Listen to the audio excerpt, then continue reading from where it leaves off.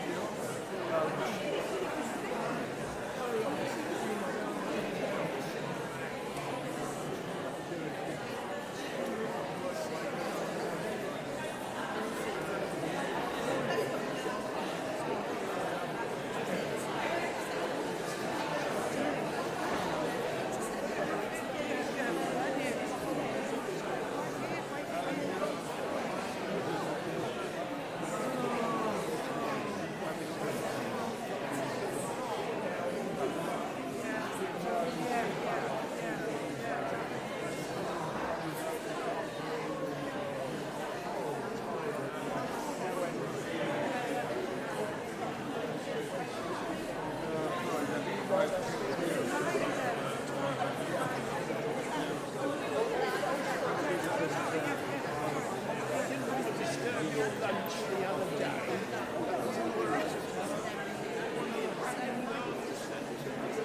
Tom's got a couple of weeks ago. Oh, yeah. Doing that. Oh. And getting your meal. So if you saw him, so I didn't come over and say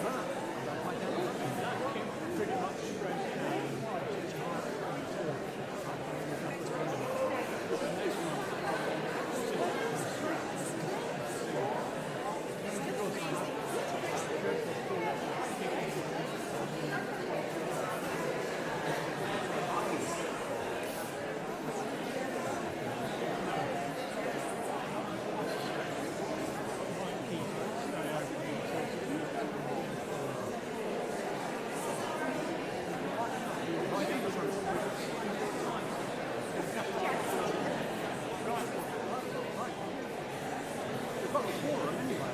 Yeah, without any problem at all. Extremely good turnout.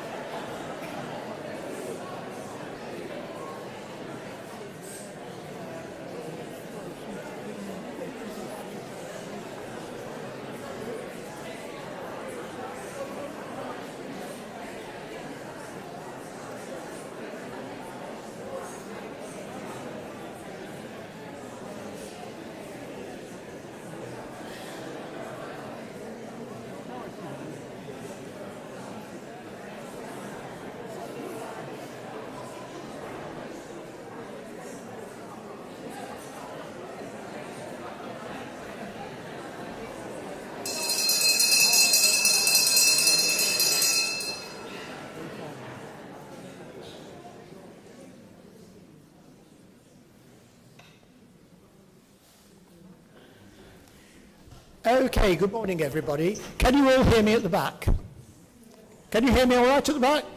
Excellent, really good, thank you. First of all, can I say we've got some apologies for absence. We've got 13 apologies for absence. The second item on the agenda, have we got the agenda up, Jim? Thank you. The second item on the agenda is to receive and approve the minutes of the annual general meeting held on the 6th of November. Could I have a proposer and seconder so that I can sign them? Belinda and Veronica. Let me just sign those minutes.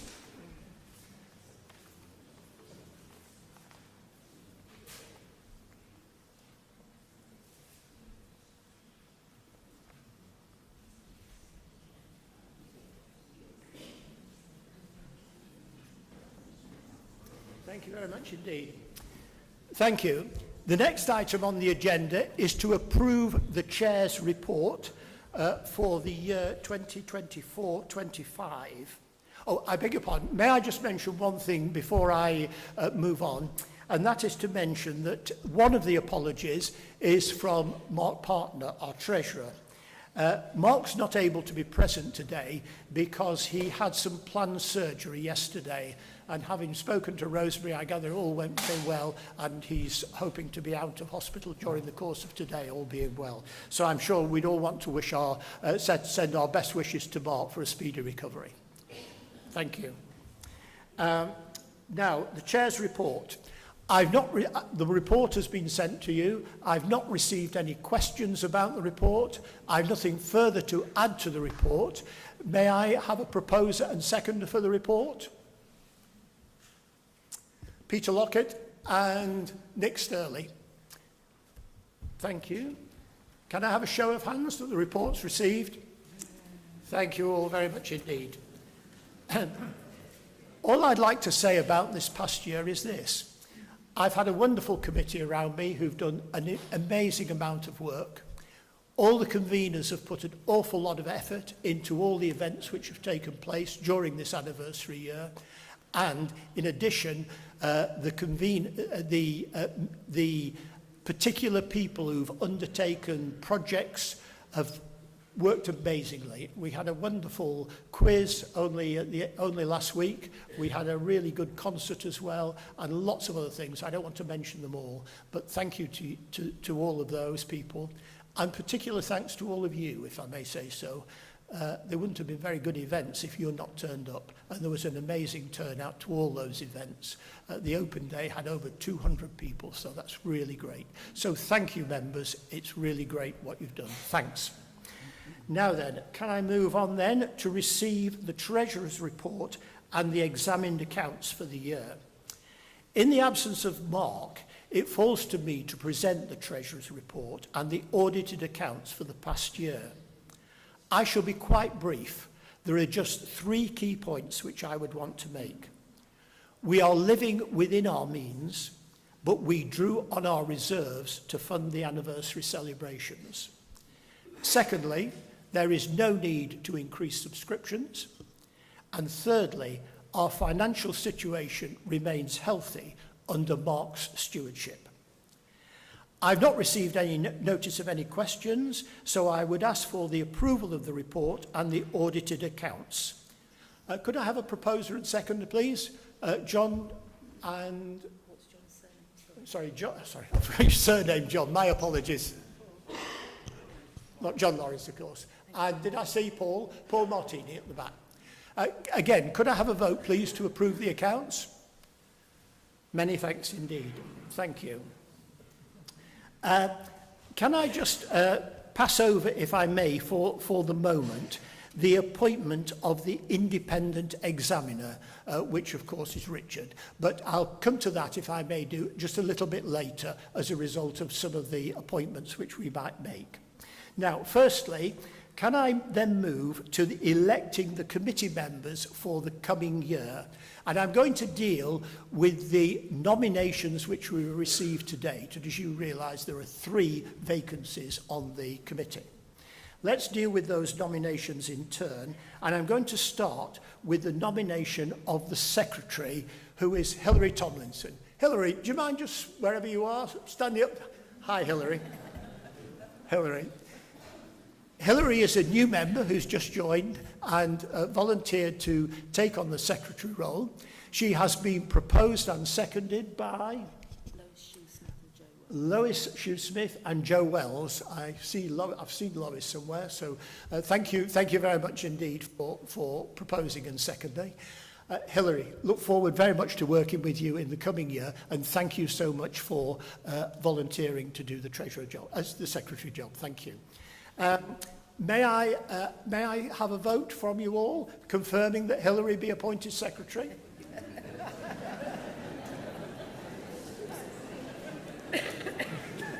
I suspect some of you are remembering the words of Iris Jenkins in relation to how people come onto the committee.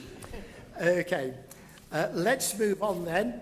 Let me move to the membership secretary.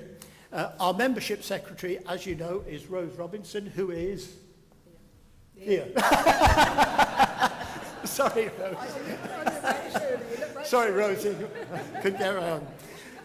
Rose has done a magnificent job. For one year, Rose has been in the post, and she's done a magnificent job.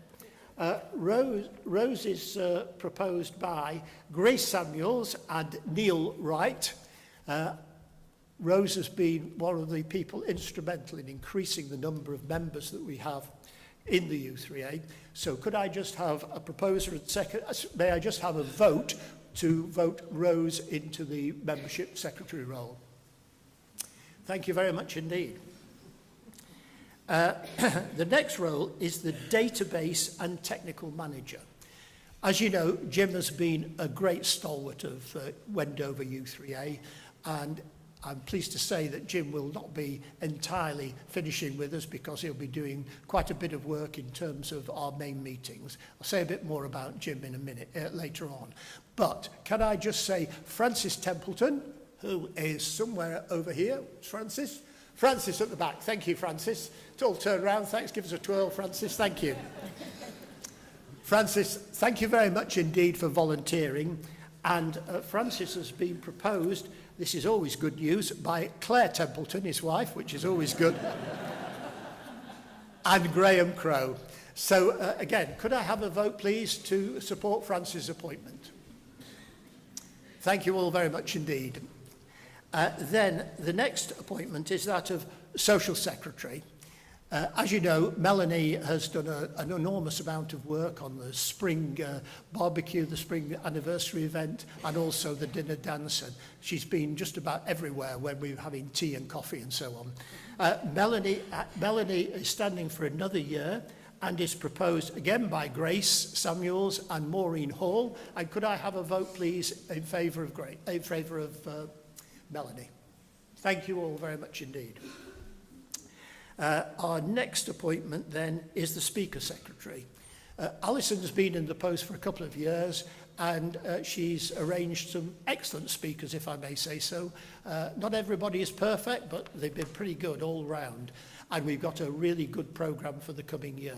Alison stands again and has been proposed by Stu Robinson and Colin Payne. Again, could I have a vote in favour of Alison? Thank you all very much indeed. Now, we have on the committee 2 vacancies for committee members who don't have a particular portfolio, but they're able to help out with events. And the first of those, of course, is Wendy Shute. Wendy's been on the committee for a year now, and Wendy's been enormously helpful during the anniversary year in all sorts of things, not least, of course, is opening her garden. So Wendy is proposed by Jane Faversham and Veronica Lockett. And again, could I have a vote, please, in relation to Wendy? Thank you very much indeed. The final post is again a post without portfolio.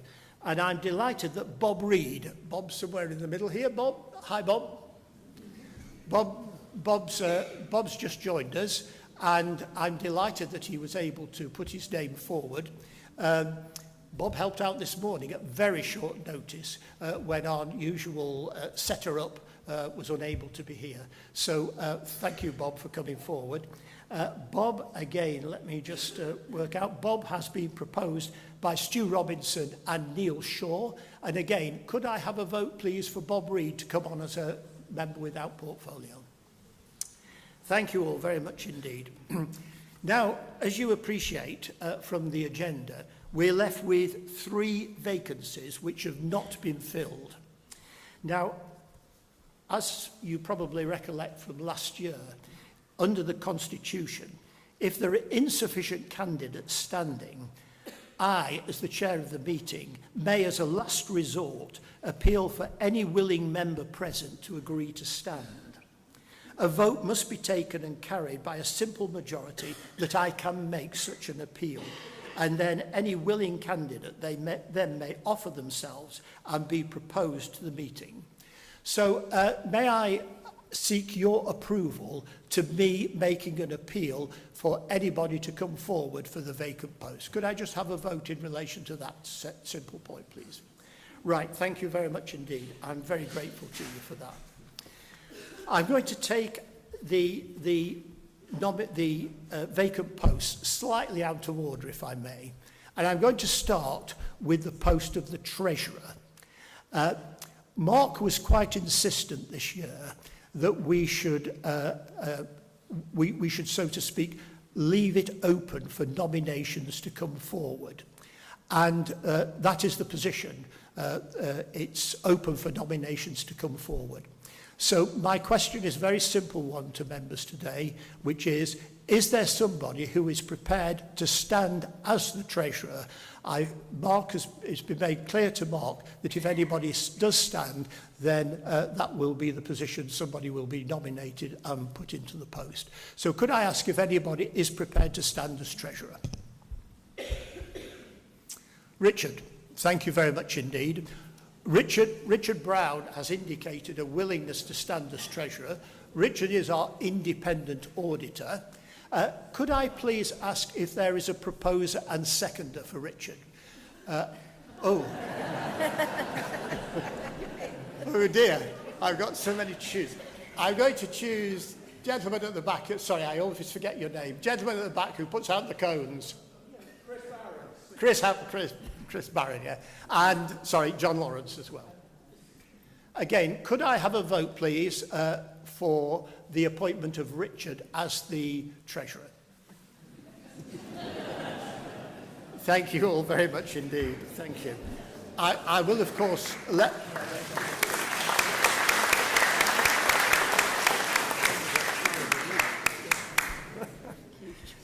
Okay. Right. Now then, we move on to the next vacant appointment, which is that of the group's coordinator. As you know, Linda has been group's coordinator for 7 years, and Linda has very appropriately said, within the ideas and format of U3A, that it's time for others to have a go at the job. And that's right. That's the process of changing and new skills coming into play is exactly what U3A is all about. So Linda has said it's time for her to stand down, but Linda has very generously offered to provide support and guidance to whoever may come forward. So what I am asking today is there somebody who is prepared to stand as the group's coordinator? It's an important job, and without it, the groups are going to have to fend for themselves. Now, is there anybody who's prepared to stand as group's coordinator?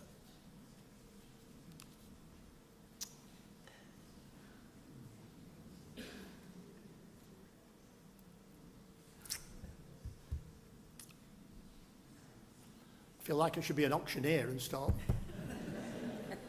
No? That's very disappointing, if I may say so, but nevertheless, if nobody is prepared to stand, the post will remain vacant. The members of the committee will decide in the future how to deal with the issues which arise, and obviously during the period when there is no groups coordinator, there will be an impact upon the groups concerned. There'll be an impact on the screen which appears above with all the details of group activities, and the liaison with the webmaster will be discontinued. I'm very sorry about that. What I would suggest to you is that during coffee you have a little chat amongst yourselves. We do have the option to co-opt somebody onto the committee if they want to take on the role, but I do hope that members will think about it and realise what the impact is on what is a really crucial part of what Wendover U3A does. Okay, all I can do then is move on to say that there is a further vacancy, which is the vacancy for vice chairman. I've managed without a vice chairman for the past 2 years. The only issue I would say to you is this, that next year I have to stand down in accordance with the Constitution, and it's always a good idea for somebody to stand in and to be in a position to, so to speak, learn the ropes before the coming election. I leave it to you. Again, is there anybody who has a wish to be vice chairman? I perceive nobody. Okay, what I will do during the coming year is I will invite any members who might show an interest as the year progresses to perhaps come along to some of the committee meetings just to see how things run. It is very important we do have succession, and I really hope that some of you will give very serious consideration to it. It's a job which is essential in order to keep the committee and the activities of U3A going over the year. So, thank you very much indeed. If I can, I'll just recap on what our committee will comprise. So, our position is Richard Brown as first of all, myself as chair, Richard Brown as treasurer, Hilary Tomlinson as secretary, no vice chair, no groups coordinator, Rose Robinson as membership secretary, Francis Templeton, database and technical manager, Melanie Evans as social secretary, Alison Payne as speaker secretary, Wendy Shute as committee member, and Bob Reed as a committee member. So that's the committee for the coming year, and I know some photos are being taken, so we'll issue the new members guide. However, as a result of Richard's very generous indication that he will stand as treasurer, we are without an auditor for next year. And I think it may be, if I look in the right direction, that we might have somebody willing to stand as auditor just for the coming year. And that, I think, is Neville. Yep, I'm getting a thumbs up from Neville. Neville Morton. Neville did audit the accounts in the past. So may I just have your approval to Neville being appointed as the auditor? Okay, and that concludes all the formal business, but there is informal business to conclude. Sorry. Is there any other business I need to ask? Any other business? There wasn't any formal. There was no formal notification or anything. Okay, so we're into the informal part of the business. First of all, Richard, can I say to you, Richard, can you come up? Two bottles of wine. Richard, thank you very much indeed for being our auditor. Wonderful accounts. And here is the usual reward. I know you've been to Italy, but these are French. Richard, thank you very much indeed.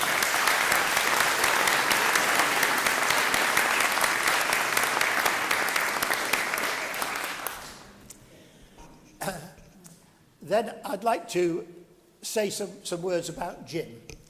Jim's been an absolute stalwart. He's always willing to do things, always willing to stand in.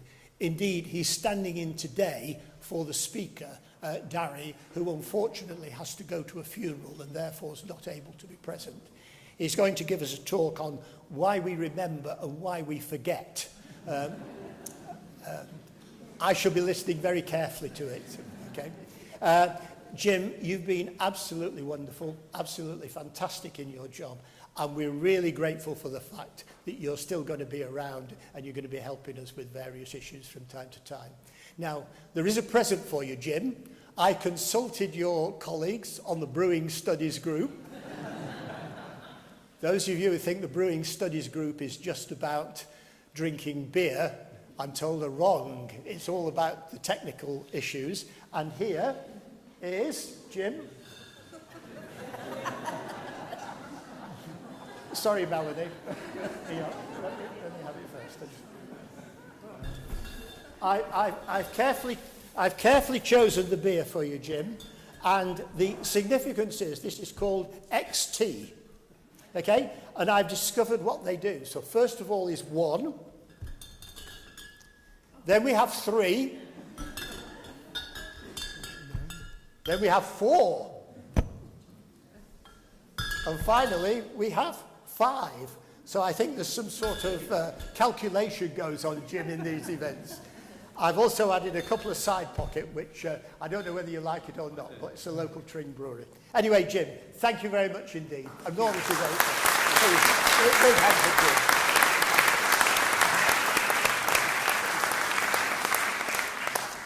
Jim. I've mentioned, of course, the group's coordinator.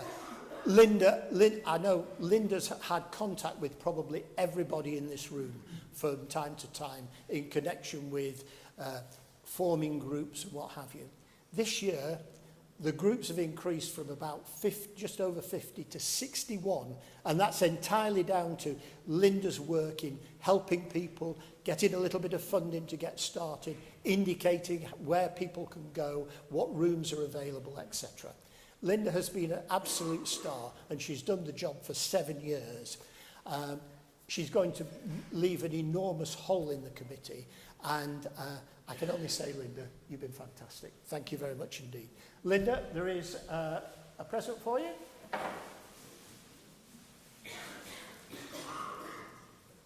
Cheers, thanks, Melanie. To say thank you to Linda, thank you so much.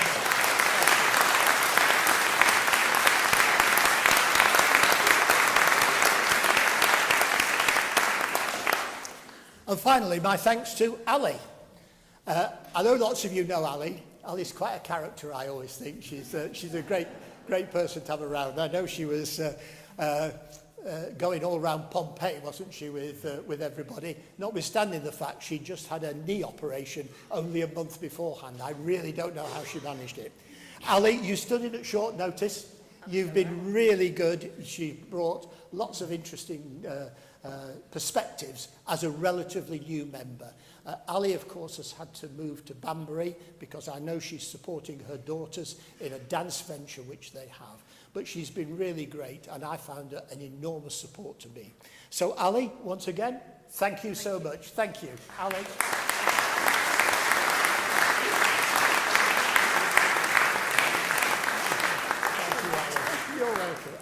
Lovely. I hope you enjoy them in the house.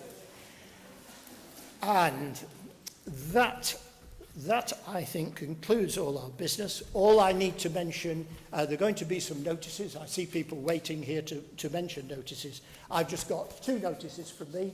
There are still tickets available for the dinner dance at the end of November. Tell me the date again.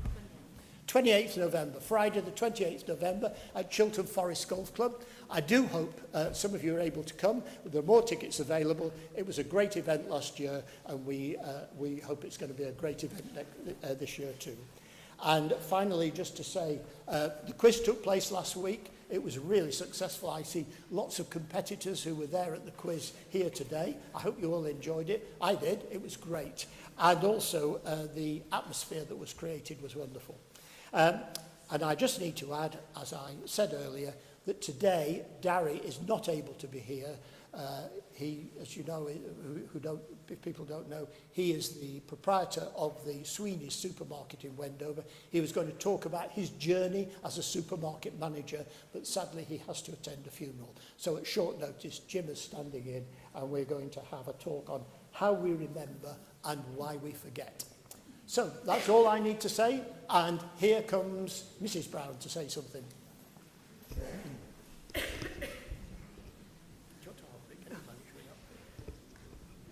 Thank you.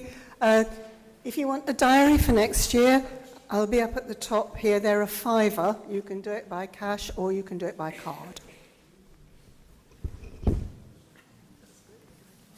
Yes? Linda's got some young groups. You can sit down, yeah. Right. This will be my Right, I've got some more groups to tell you about, and they're both at a very early stage. We've got one that's called Stay Steady, Stay Strong.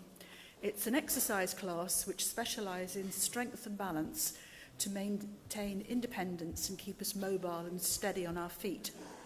And do you ever feel unsteady? Do you worry about falling? Which I think applies to a lot of us. This could be the class for you.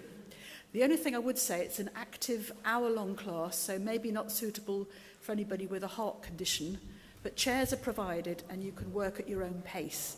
And like all exercise classes, participants have to fill in a health form. The structure of this class holds classes at Princess Risborough Community Centre on Monday and Friday mornings, and there's better availability on the Monday. And one of our members told me about this, and I went along with her, and I do agree, it was extremely good. So if anybody's interested, I suggest they go along and give it a go. The instructor is a lovely lady called Lucy, and she's offered free taster sessions to anybody in our U3A at Princess Risborough. So come and see me. I'm going to be round the back today, and let me know, and I'll give you all the details, because we need to contact her before you go along. If we get sufficient numbers, it could even be a U3A group, and maybe we could base it in Wendover. So that's that one. Another one, which is totally different, is AI, artificial intelligence, what it all means. And Sue, the convener of our Excel and Word group, now feels that we're ready for a new challenge and to learn all about AI and how it can work for us. And she will explain what it means, dispel all the myths, and explain how it can be used to our advantage. And Sue suggests a short course of sessions, small groups of about 4 people, meeting monthly at her house, and the day and time will be to suit everybody. Coffee and biscuits will be provided, but maybe a contribution to charity would be very welcome. So again, if anybody's interested, let me know. The other group is Ready Steady Cook, which I told you about last month. So a brand new group about cooking. And there is room for a couple more people. And the aim of the group is to try new recipes, skills, and look at unfamiliar ingredients. So again, anybody's interested, there's going to be a meeting in January, 9th of January, at the convener's house. Again, I'll have the details, and Ian will probably put them on his letter. And then, of course, there was all the groups I mentioned last time that are still going. Chair Yoga's doing very well, can take new members. Moto, crochet, guitar, still up for new members. Canasta, They have got a waiting list, but the conveners have very nicely said that they will help anybody that wants to start a new group. And bridge, we're still trying to get beginners bridge. Thank you.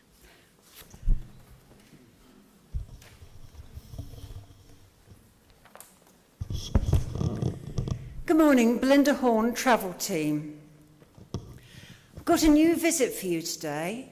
On Friday the 6th of February, we're going to visit 2 High Wycombe museums with car sharing. One is Crafting Wood, which is the High Wycombe Chairmaking Museum.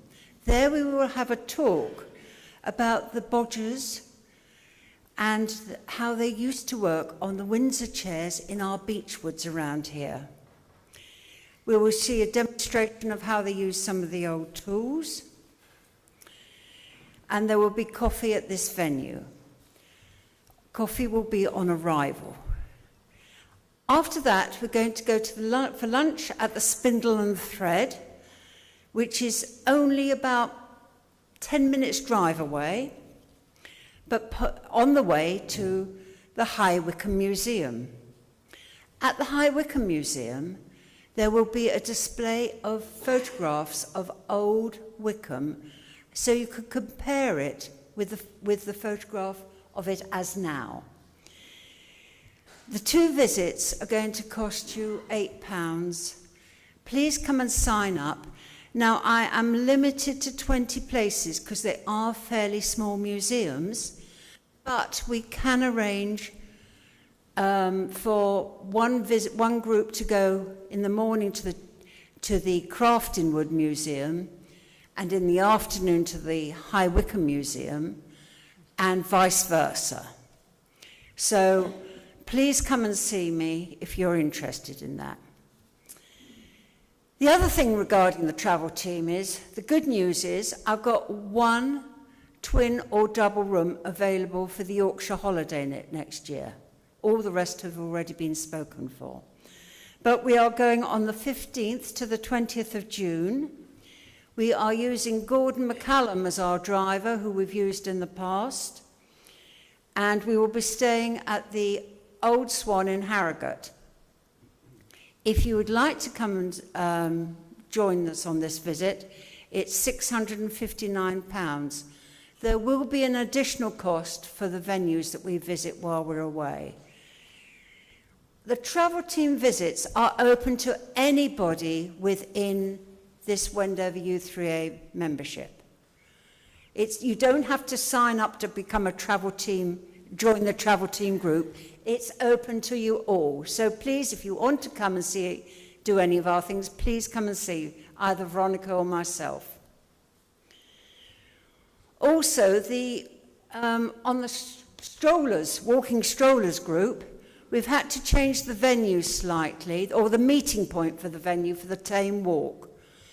We're now going to meet outside the town hall because it's thought we might not all get into the one car park. So if we can arrange to meet there at 10:30, thank you.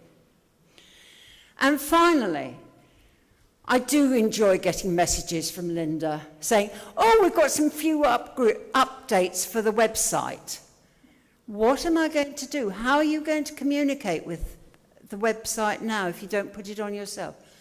If you go to the committee page, right down at the bottom, it says somebody else you might wish to contact, and that's me. So if you then click on that, you can send me your details of what you want put on the website. I know some of you want to have more tuition on updating the website, and this summer has been a bit frantic for me. But now, if you can leave me your name and email, I will try and get back to you and arrange some dates when we can get together. All right? Thank you. And can I thank everybody on the committee, first of all? I think they've done a sterling job this year. Come on, let's show our appreciation.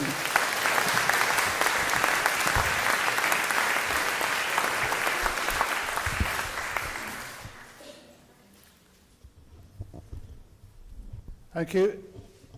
Ian Andrews, Rock of Ages, U3A barista and part-time poet. I'm speaking here on behalf of Mary Sketch from the Creative Writing Group.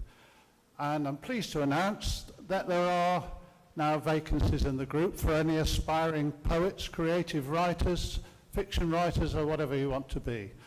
We have a meeting every month, and Mary makes everybody welcome and a cup of coffee, have a chat, read out what you've written during the month. And if you're not keen on the topic each month, then you can write about what you did on your holidays. And it's not like doing your homework, although with me it usually gets left to the last minute. But anyway, if you don't have anything that particular month, then you'll be kept behind in detention for an hour afterwards. But yes, it's a nice group to belong to, and if you've got a creative spark at all, and even if you haven't, it's just fun to write something, because we all type these days, and it's fun just to sit down with pen and paper and see what verbal diarrhea comes out. Anyway, if you wish to join the group, Mary is here. She can't hear very well, so you'll have to shout, and she'd love to have you along. And anyway, that was it. Thank you. Thank you all very much indeed. So I think that covers everything. The good news is that next month we'll have mince pies for Christmas. So an incentive to come along. Can I suggest, I see it's 25 to, could we try and get back for 11:05, and then we can hear Jim's talk, half an hour. Thank you very much indeed. Enjoy your coffee.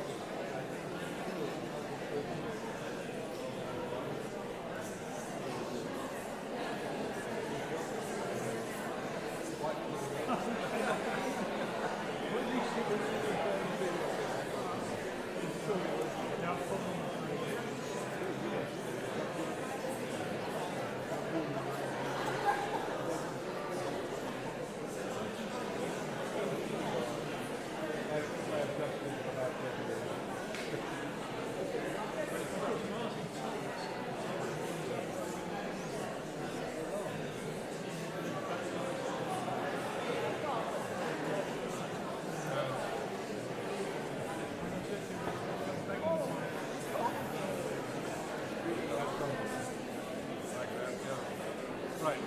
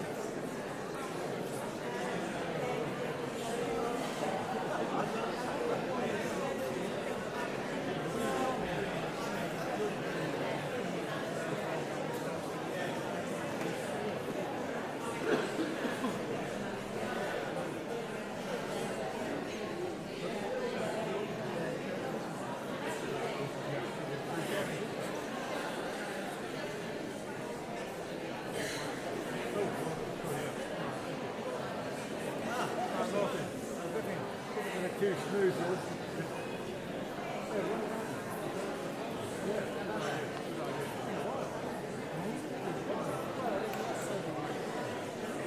We were in Kingston Cinema. We saw our great nephew. And I saw a poster from him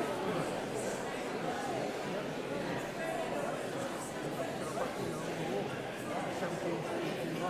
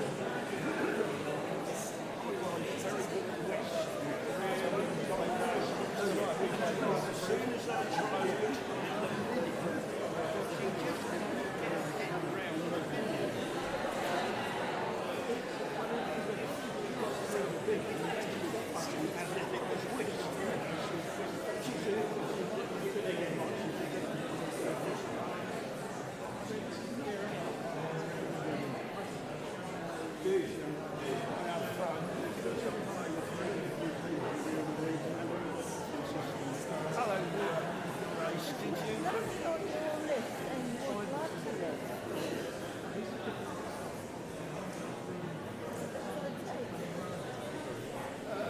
just add next to your name, would like a list, or somewhere there on the column it says taking, can take, can give a gift.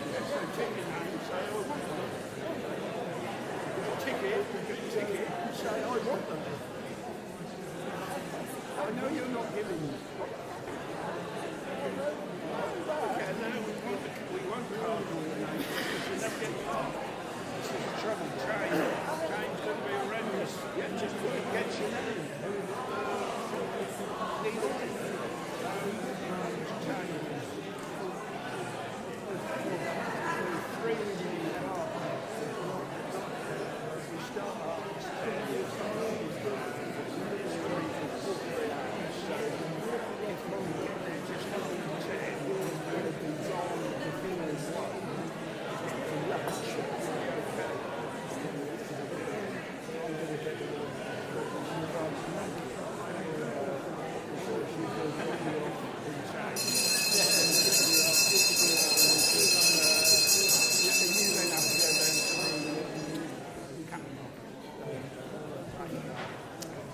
Okay, thank you all very much. Thank you.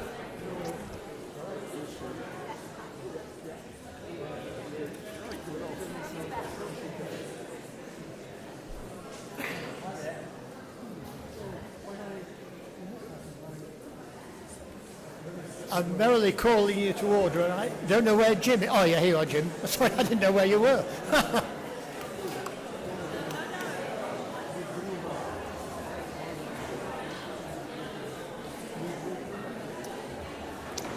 Okay, everybody. Okay.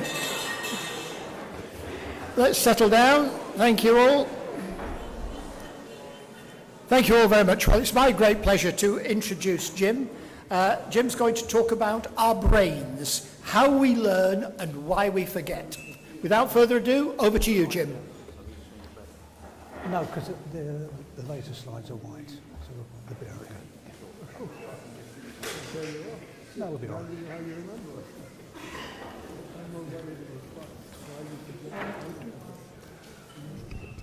Hello, everyone.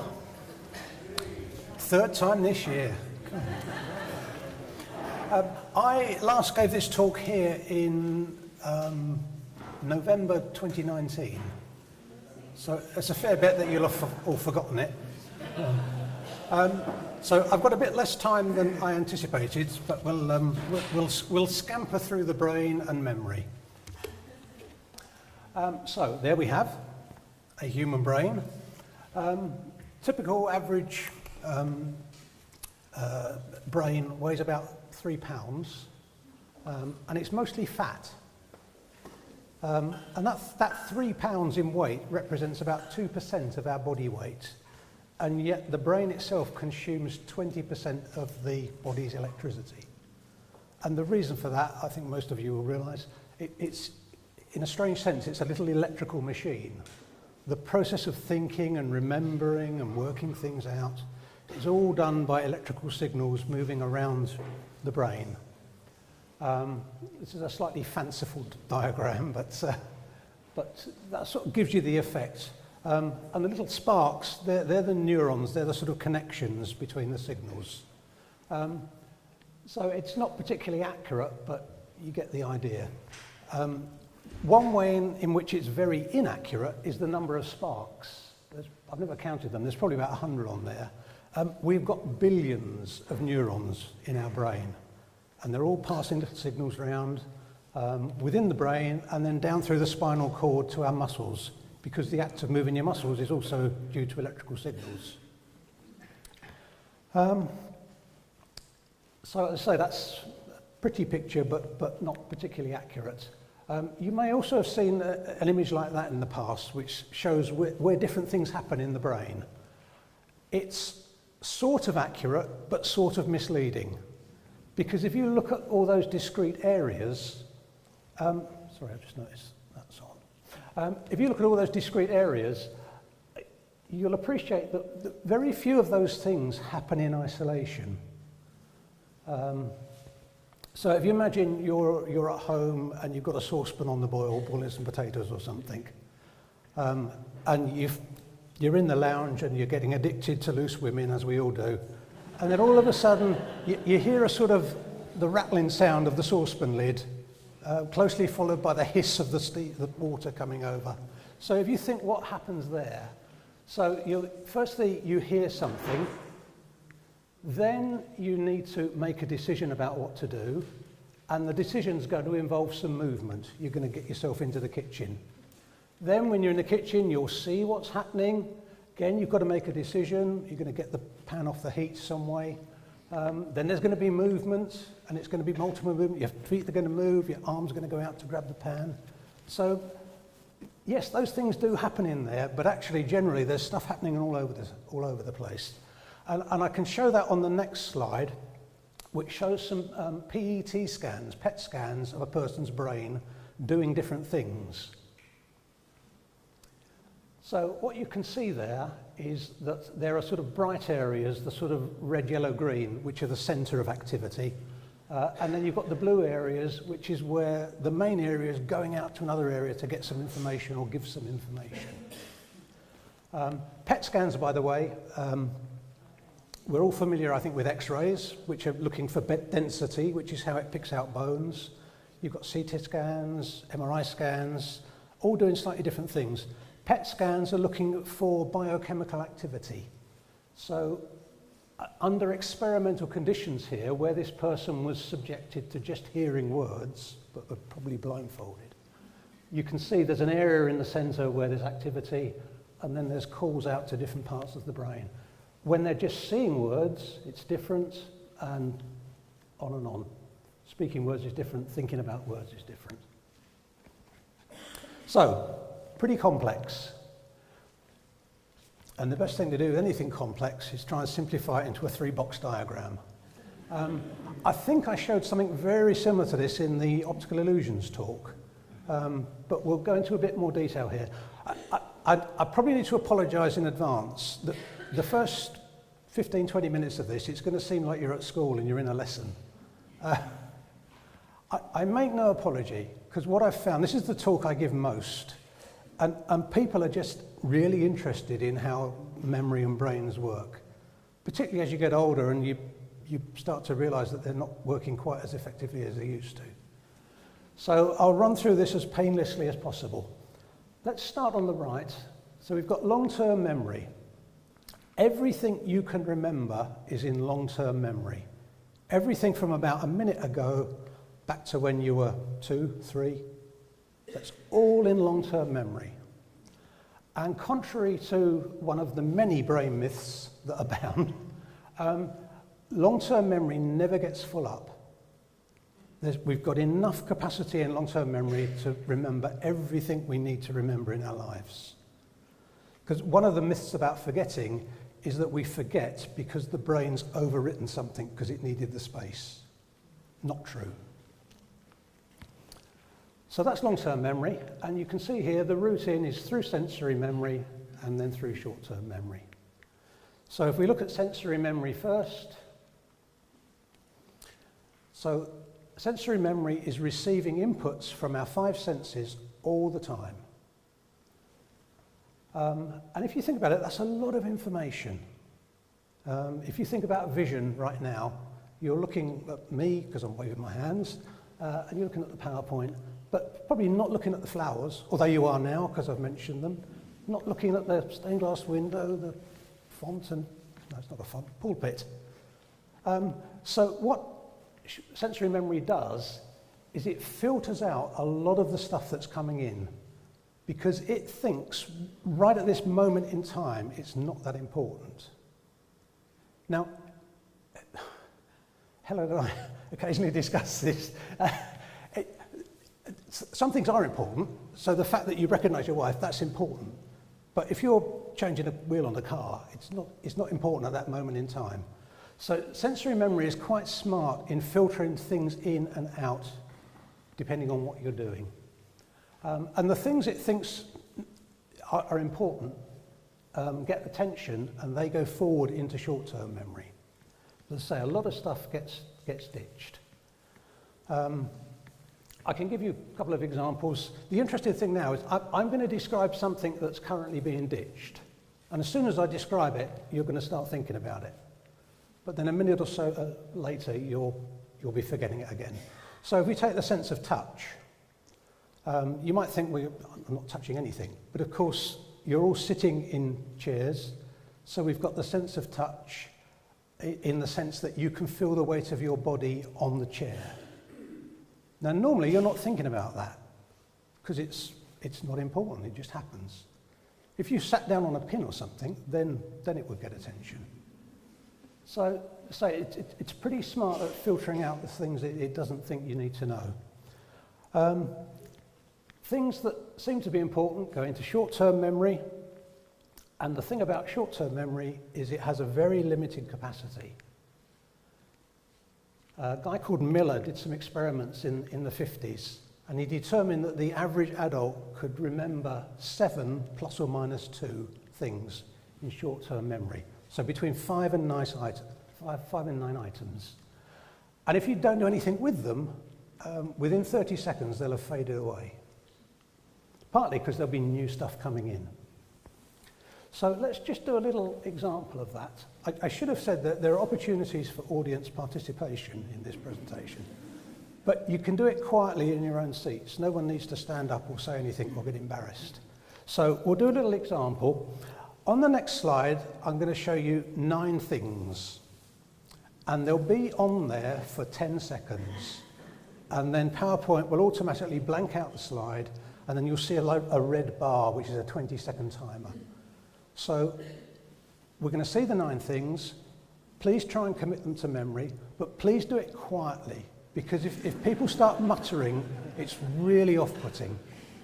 Okay, so 9 items for 10 seconds, then 20 seconds to think about them, and then we'll find out what you've all learned.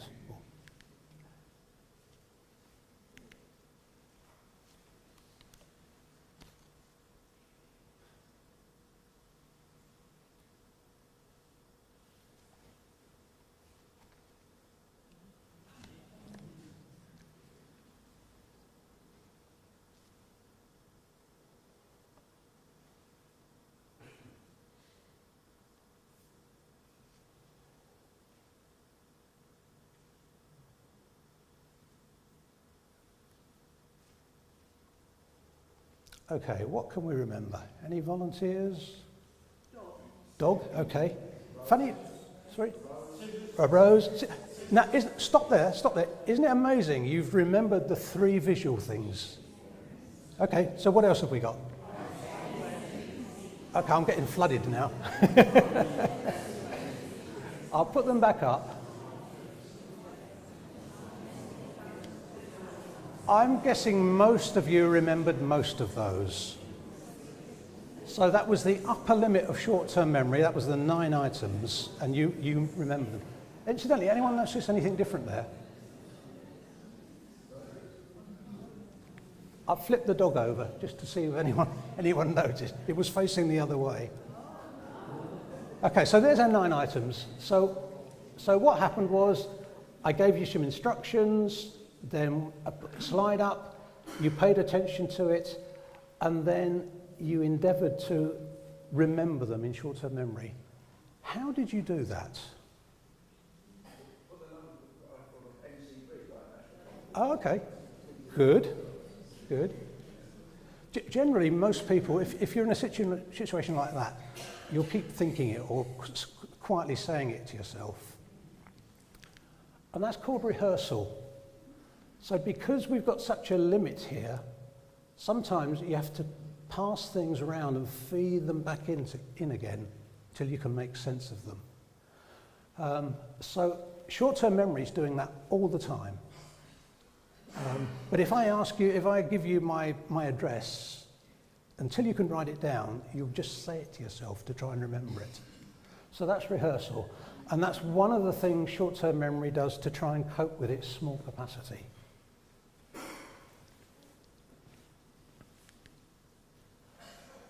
And eventually, when you start making sense of the things you're receiving, you'll start to realise that some of the things you thought were important actually aren't important anymore, and you can ditch them. Because you don't want short-term memory to get overloaded. And I can give you an example of that. Right, I'm going to take about 5 minutes now to explain something that takes 5 seconds. But it's a good way of illustrating what I'm talking about. So imagine when you came into the church today, I came up to you and my body language indicated I was going to talk to you.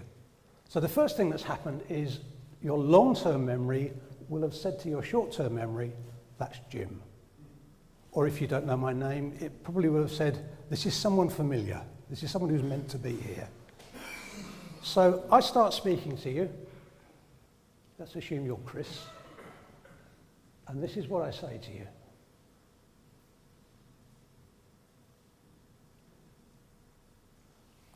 Okay, so the important thing to notice first of all is that those words are coming in a sequence.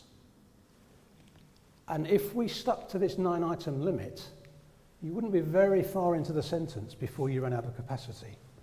So what has to happen is the rehearsal and the ditching that I talked about. So let's go through and look at the important words and the less important words. And by less important, in the English language, there's a lot of padding. And the padding is there for good reason. It's there because of the rules of syntax and grammar. It's there for politeness. But actually, in terms of remembering that, there's a lot fewer words that you actually need to remember. So there are 29 words in that statement. Hi, Chris. Yeah, nice and polite, but not important. You're not going to have to remember hi, Chris in 2 days' time. So we can ditch that.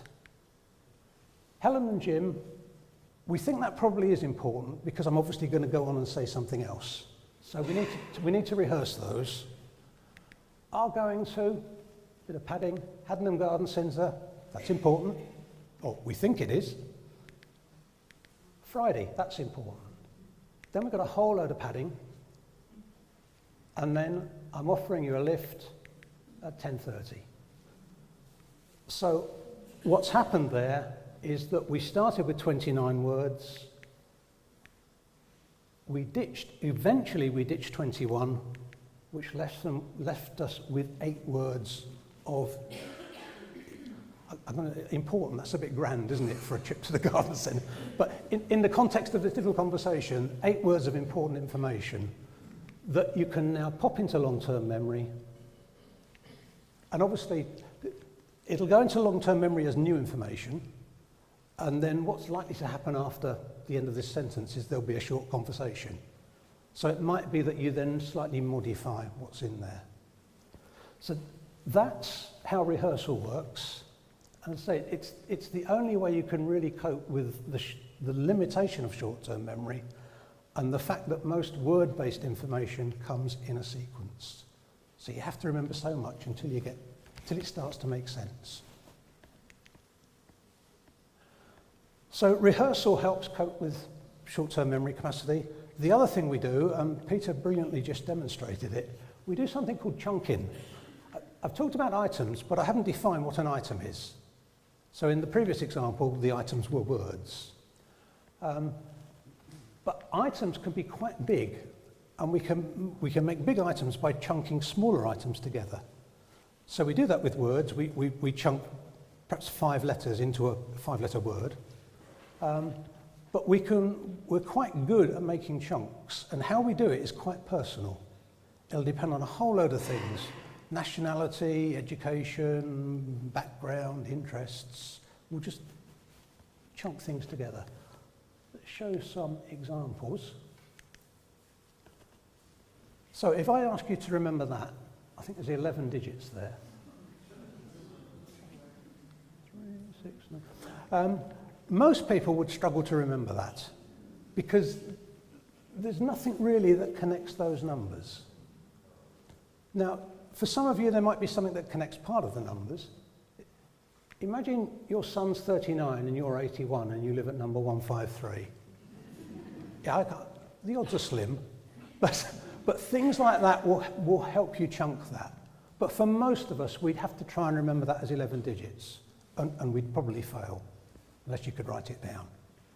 Let's try another 11-digit number.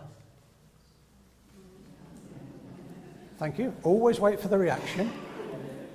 So what happened there was long-term memory said to short-term memory, that could be a phone number.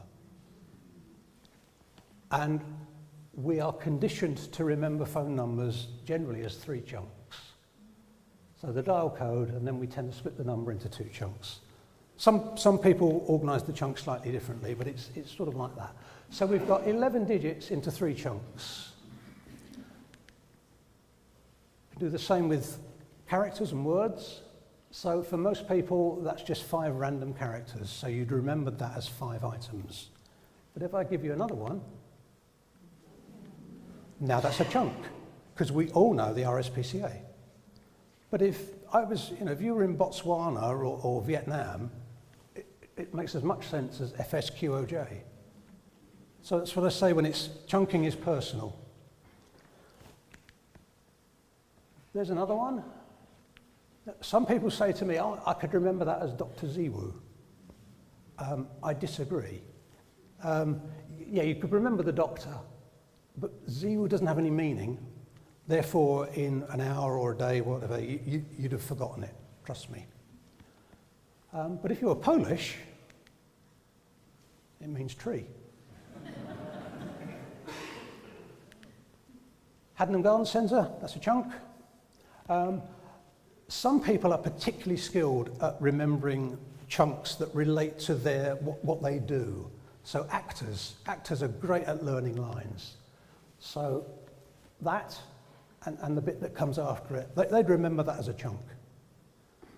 But policemen are great at remembering sections of the law and things like that.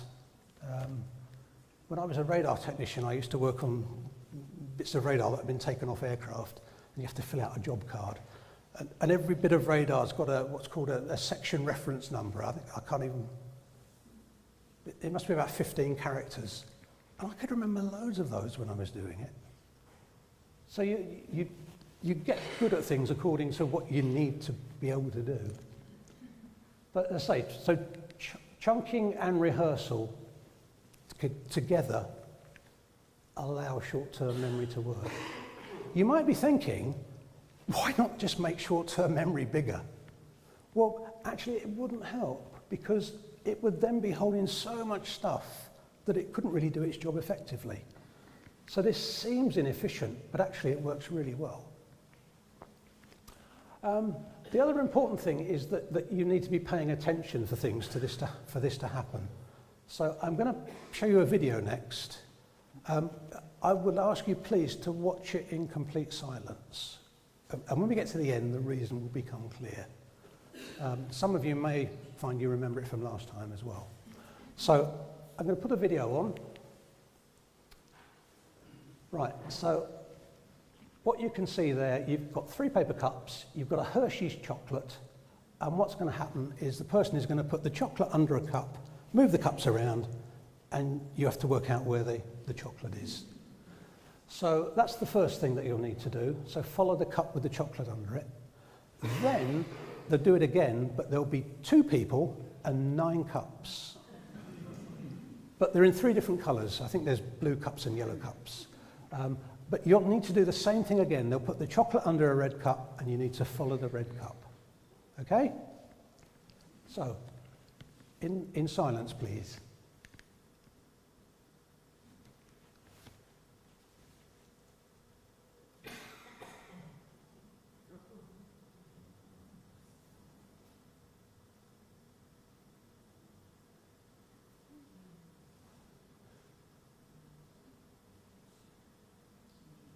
So where do we think it is?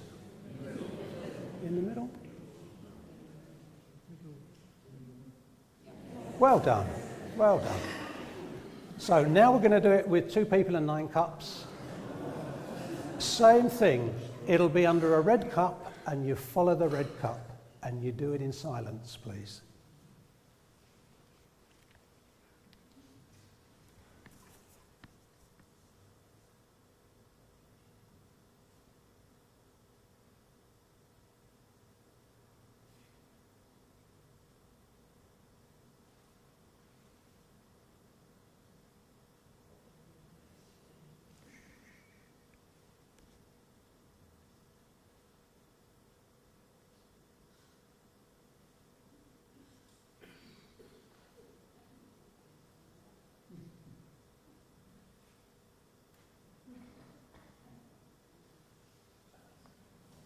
Right. Where is it? Ooh. Okay, let's see if you're right.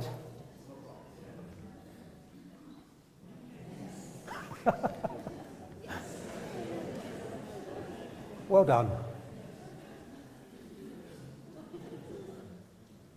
Anyone see the duck?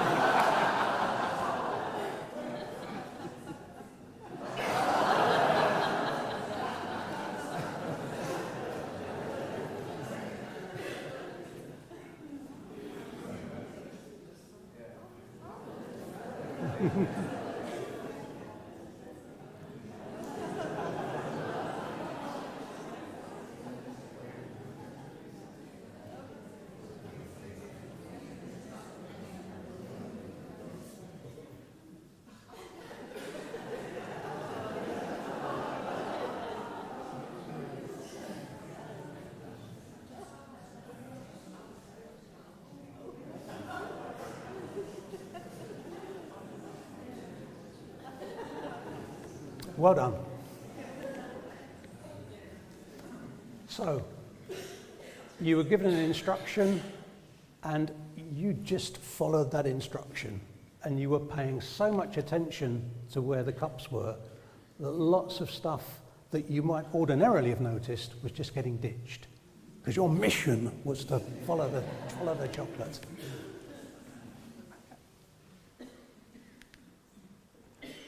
Right. Let's move on to long-term memory, which I think was the reason we were here. So, okay, so we understand sensory memory, short-term memory, and long-term memory. The interesting thing about long-term memory is stuff goes both ways. So we can retrieve things from long-term memory, and I've put push or pull. So in the example of the phone number, long-term memory said to short-term memory, that could be a phone number. You didn't ask it. We haven't got time in our lives, every time there's something in short-term memory, to say to long-term memory, oh, could this be a fish? Could this be an animal? Could this be a piece of paper? So it relies on long-term memory saying, hey, I think that's one of these. So that's it pushing into short-term memory. The other one is where you pull something from long-term memory. You're wandering around Bryant's Acre wondering which house Belinda lives in. So that's when you pull something. And then, of course, we put stuff into memory, but we don't just put stuff in. We encode it, because it has to go in the right place, in the right way, for us to be able to find it next week, next month, next year, next decade. So we need to know where these things are. And we're quite good at recalling things from long-term memory. So, Belinda, can you give me the first 4 months of the year, please? Well done. Sheila, can you give me the first 4 months, please, in alphabetical order? Quick as you can. No, first 4 months. Same as Belinda, but in alphabetical order. Okay, stop. Do you get my point? Yeah. We remember things in a certain way because that's how we'll need them in the future. You know, why would we ever need to know the months in alphabetical order? So let's look at long-term memory. So the first thing to say, and I've pretty much said it, if you think long-term memory works like that, no. It couldn't just be an enormous array of pigeonholes, and when you get a new fact, you just pop it in the next available space. You'd never be able to find it. When we were first married, I had loads of CDs, and I got so much grief for storing them in alphabetical order. And I would say, well, how am I going to find one if I can't find the artist? So we store things in a certain way. The other thing to say is that you can remember loads.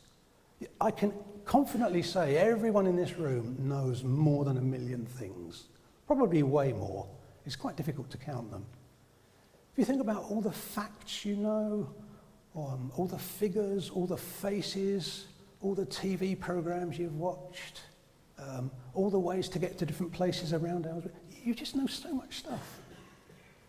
So we have to be able to handle that in a sensible way, a way that can work for us.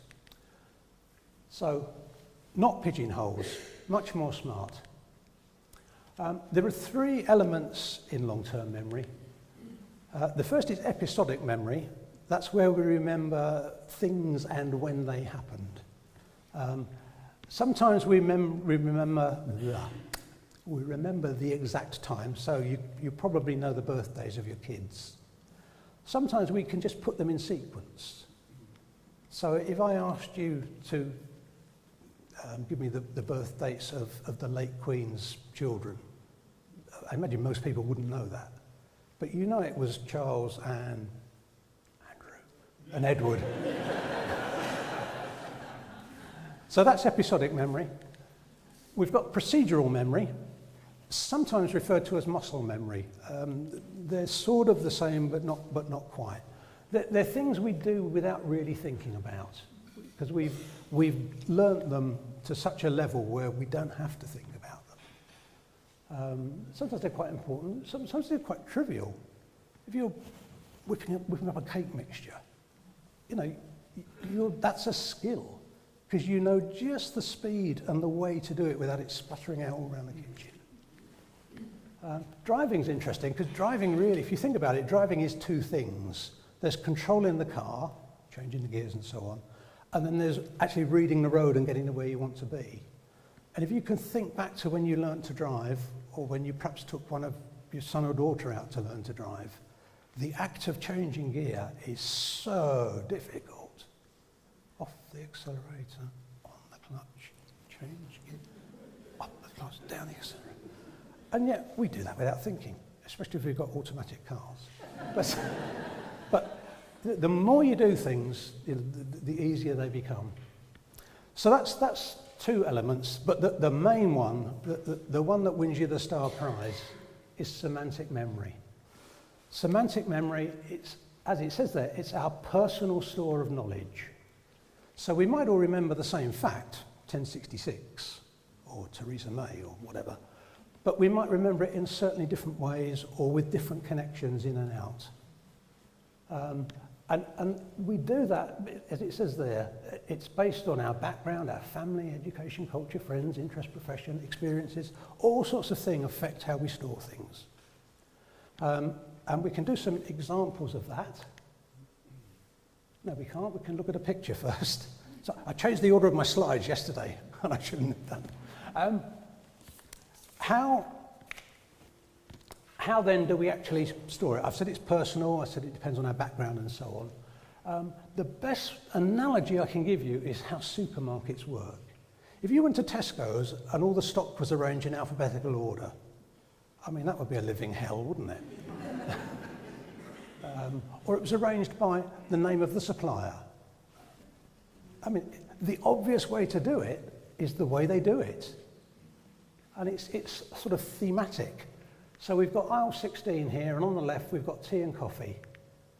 And I realise you can't see this too well, but here we've got the fruit teas, here we've got the decaffeinated teas, then we've got the normal teas, then we move on to coffee. So there'll be jars of coffee, there'll be packets of coffee beans, packets of ground coffee, there'll be some of those strange little plastic Rombo filters you put on top of a cup.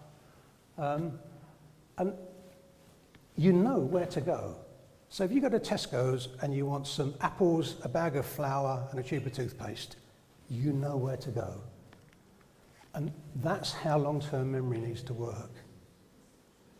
Because life really is not like writing an essay. You need answers to things quite quickly, especially in an emergency. So we need to be able to find them fairly easily. So let's look at some examples of semantic memory. I said it's personal, so I'm going to put up some trigger words, and then we'll see if you can, if possible, when the word appears, try to capture what it was you first thought of. So any offers? What does that trigger off? Portraits. Good man. I'm glad you came. So that's what I think of. Anyone think of something different to a portrait? 6 wives? Yep, great. Oh, and now that's a good example. I talked about semantic memory and how we store things. So Henry VIII has taken us to 6 wives. We could name the 6 wives. Lots of us could tell how they were killed or otherwise. And straight away, we've got this thing fanning out. And that's a tiny example of how complex your memory is. So, sorry I interrupted. So 6 wives. Anyone remember anything else? Mary Rose. Sorry? Mary Rose. Mary Rose. Wow, that's, yeah. Okay, I'll give you that. But what? Oh, right. Oh, this is an education for me. Yeah, there's all sorts. You probably remember battles, you probably remember Hampton Court and other stately homes. So we've got this whole thing fanning out from Henry VIII.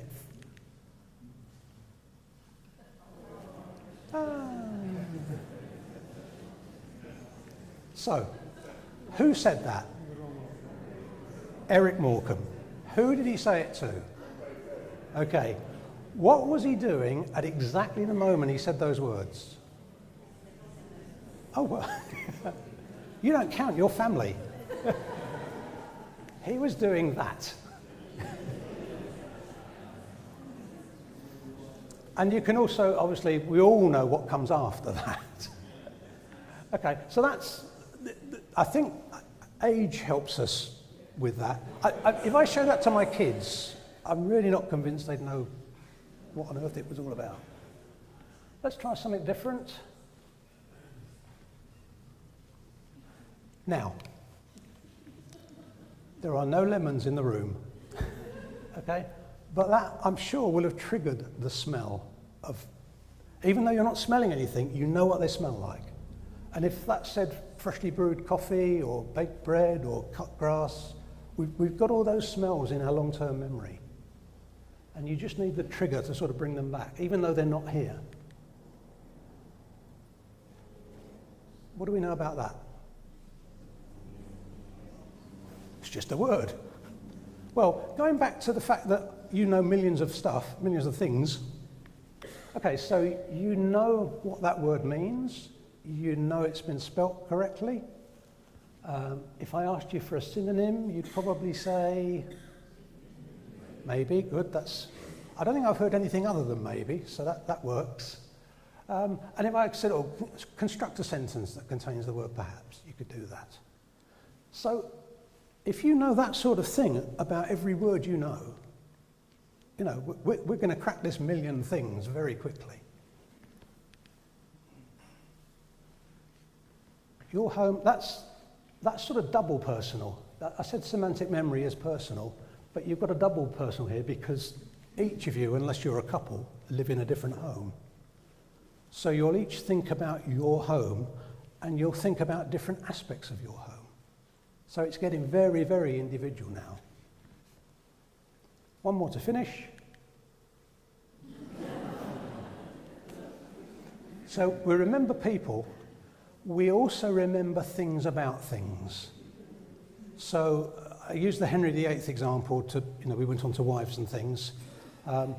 We know loads of stuff about Boris Johnson, some of it fairly scandalous, but also opinions. And I don't know about you, my opinion of Boris changed. I thought he might make a refreshing change. He was a sort of bit Churchillian in the way he spoke and motivated. But very quickly, it just turned into a shambles.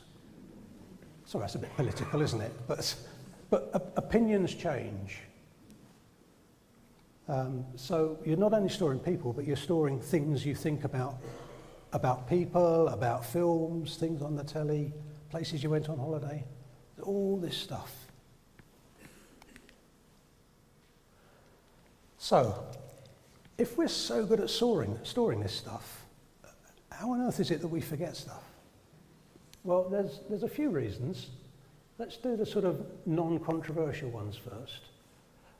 You may have a disease or a physical injury, which means that you just can't get to those bits of memory anymore.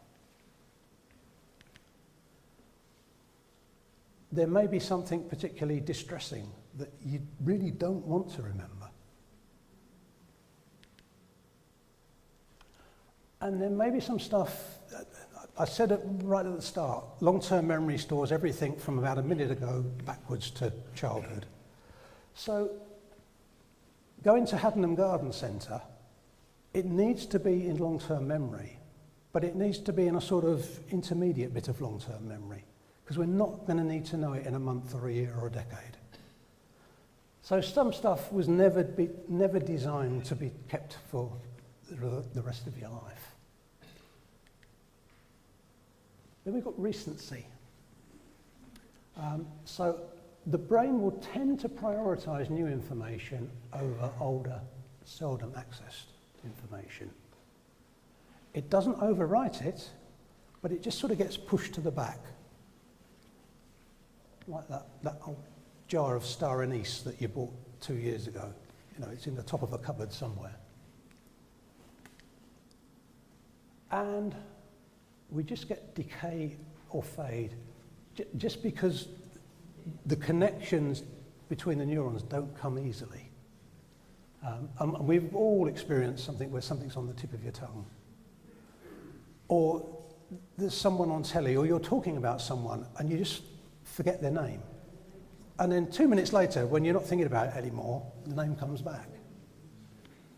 So it's these bottom two really that are the ones we need to try and cope with. Often, things we think we can't remember, we can remember if you get the right triggers. And I'll give you some examples. Could we do these next couple of slides in silence, please? So if you know who that is, just pop your hand up. I won't ask you. Okay, that's about a quarter of you.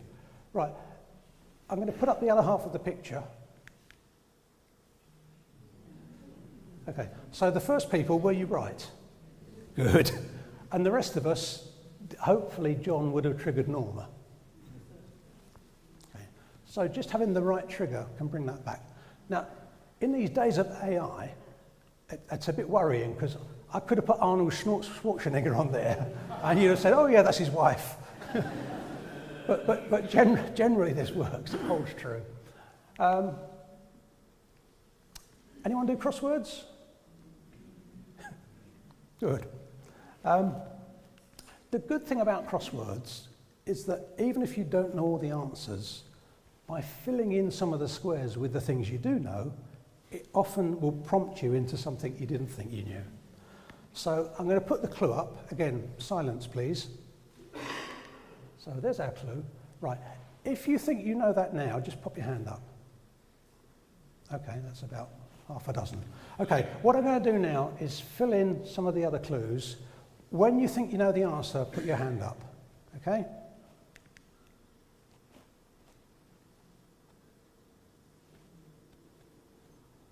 Good. Some hands.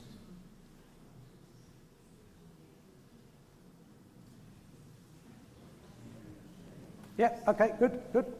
Oh, we had a flurry at the end. Yeah, so, we'll probably rise now, Nigel Lawson. And that really is the good thing about crosswords. If you imagine a crossword was just a series of boxes and you had to fill in the answers, you know, you get to a point where you were struggling. So it's whoever came up with the idea of a crossword, I think it's quite ingenious. Right, this, I've gone quick, I must have galloped through this. I'm towards the end now.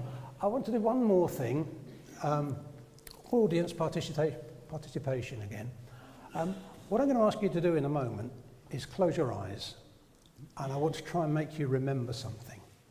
The reason I ask you to close your eyes is because then you've got, most of what comes into our body is through sight. So if you close your eyes, you haven't got those visual distractions. And I'm just going to sort of talk you through some things that hopefully will bring back some memories. If you don't want to do it, you don't have to do it.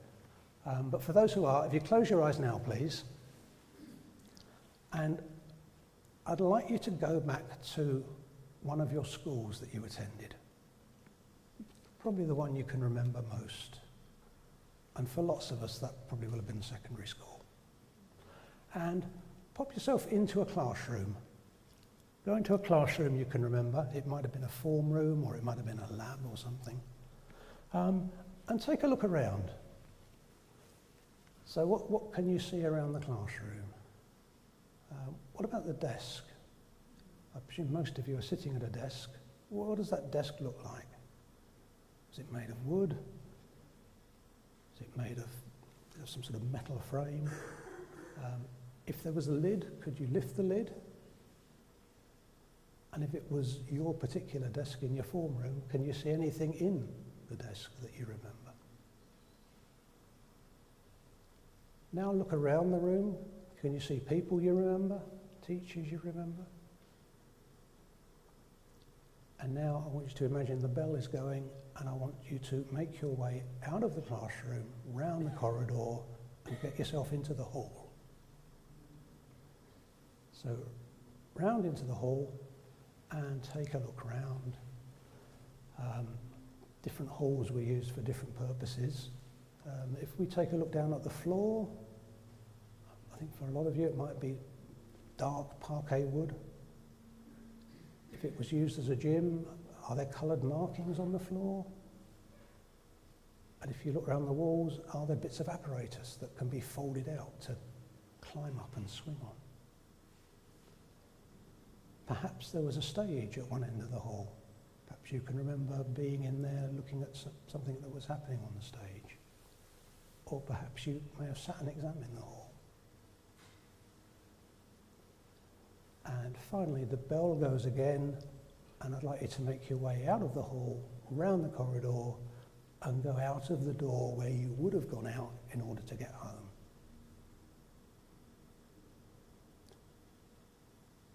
And I think we'll stop there. Thank you for doing that. I hope it did trigger some things. It's the same example I gave 5 years ago, so who knows when you last thought about it. Lots of you won't have thought about any of that for decades. I'm not saying you're going to have a photographic memory, but there'll be bits of stuff in there you didn't even realise you could still remember. Right, that I think is my last slide. Yes. Happy to take any questions. Tony, do we need shout? About 60 years ago, I had a fairly traumatic experience. I can remember absolutely clearly, and it had an effect on something I can't do anymore. Right. How does that work? Repeat the question. So 60 years ago you had a... I'll tell you what it was. I fell off a cliff, right? Yeah. One way, and now I can't stand anywhere near the edge of anything high. Okay, so Tony fell off a cliff about 60 years ago, hurt himself quite badly, and now can't bear to be at the edge of anything high. I can relate to that without ever having fallen off a cliff, but you're straying into a slightly different area here. We've all got instincts that are sort of hardwired into us to keep us safe. So spiders, snakes and so on. Heights is one of them. Some people are fine with heights, some people are not. I'm not a big fan. I don't mind being high. Helen always wondered how I could fly a glider, but that's different. But get me up the top of a castle or something, looking down. Even the telly, I'll sit back one side. So, you've almost created your own little personal instinct, which is, this could be bad, don't take the chance. It's just a survival mechanism. But I'm sure if there was a psychologist or something in here, you'd get a more specific answer. Okay, any more questions? Yes, Hilary. It's often postulated that our long-term memory is getting worse because we use Google all the time. Do you think this is true? There is some truth in that. Repeat the question. Oh, sorry. Okay. Are our long-term memories getting worse because we use Google all the time? I think there is some truth in that because you're not getting the practice of making these neurons and going to find out stuff. You just look it up. So I think there inevitably will be an effect. And it'll be interesting to see where the teenagers of today, when they're our age, just how things are going to be different. Mary. I'm sorry, we can't 1, 2, 3, 4. Oh, I'm sorry.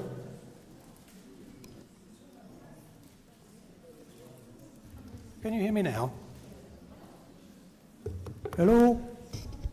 Right, was there a question? Yeah, Jenny. I used to work with autistic children and we used to use brain cues with them.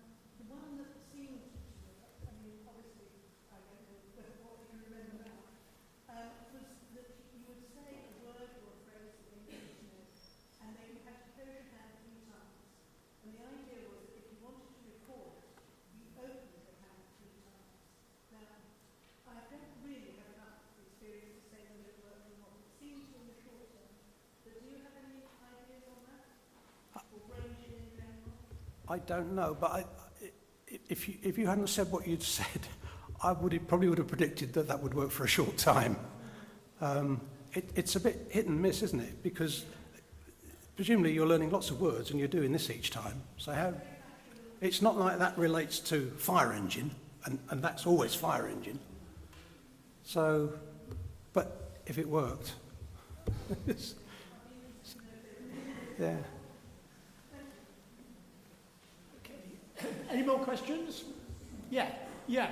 What about false memory? I have 4 stars on my wrist. I don't remember what happened, but I can remember my mother telling me what happened several times. So I think I know what happened, but I don't really remember it. It's I think it was the second thing on my list. You've chosen, perhaps not consciously, but your brain has chosen not to remember that. That's the only thing I can think of. Because I might have said, well, you've just forgotten it with age, but you can remember your mum telling you about it. So you're obviously remembering from that period. I mean, how was it? Was it a traumatic thing that caused it? I fell over with a giant cut, and it broke, and I cut my wrist. And my mother says the blood was coming out when she ran it under the tap, which is the worst thing you can do. But I don't remember. I remember my mother telling me, but I don't remember the incident. But I think I remember the incident. Do you know what I mean? I think you've locked it into a little cupboard. That's my best estimate. Okay. Okay, can I just say a vote of thanks to Jim? Jim stood in at very short notice, and it's a great experience, a great talk he's given us. I always have difficulty on things like my NHS number. I can never remember what it is. Or my national insurance number. I mean, they're really important things, aren't they? And I can never remember what they are. But I can remember my car registration number. I can remember my father's car registration number from 60 years ago, you know. I mean, it really is. Our brains are incredible. The most important thing I learned is that our brain is such an uncharted area. How do we do things which are so automatic? I'll be playing with Thalia at tennis this afternoon. And how is it that a ball comes across to me and my brain works automatically to get the bat and hit the ball back? Or, you know, when I'm Grace's card games, how do you know when you realise I know what she's going to play next? You know, those sorts of things. They're fascinating. Jim, a fascinating talk. Thank you very much indeed. Many thanks.